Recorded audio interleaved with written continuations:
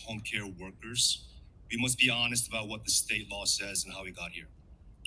Pursuant to the Department of Labor minimum wage order law and the Andreeva decision by the New York State Court of Appeals in 2019, when home care providers take on 24-hour work contracts, Medicaid will cover up to 13 hours of the shift.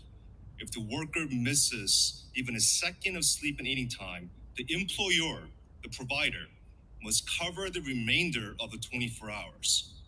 After surveying countless good operators who understood and complied with this law, I learned that many chose to take on only 12-hour contracts or raise money to compensate for overtime with anyone working 24-hour shifts. The bad operators, like the home attendant program of the Chinese American Planning Council, abused their workers. They threatened them with Medicaid fraud for reporting accurate hours. Instead of rejecting bad contracts from MLTCs, they even promoted 24-hour work shifts at the galas to recruit workers.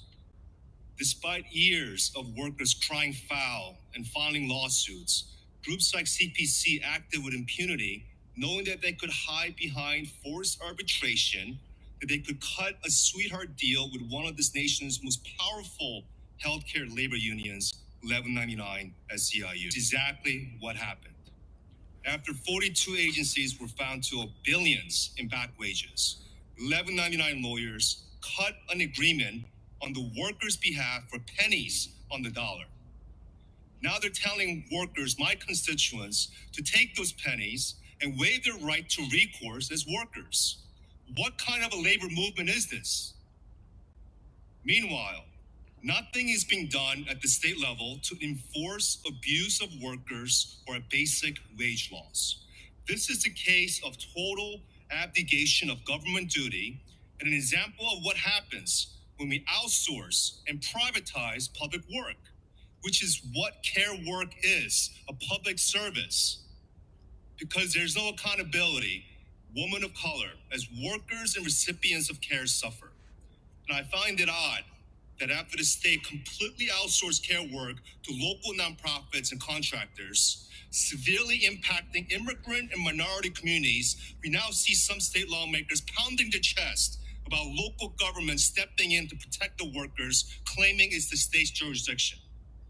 In the case of CPC, the state outsources $200 million a year of public money.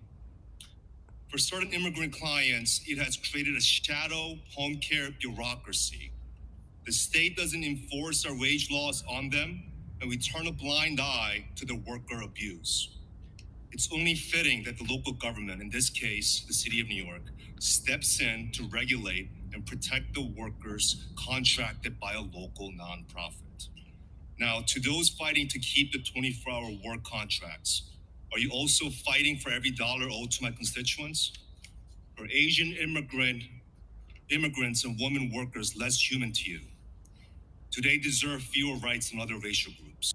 The progressive establishment and certain leftist groups, including DSA members, no offense, Tiffany, who pride themselves on workers' rights, should be ashamed that they've empowered and validated nonprofits to enforce racial and gender hierarchy in our city.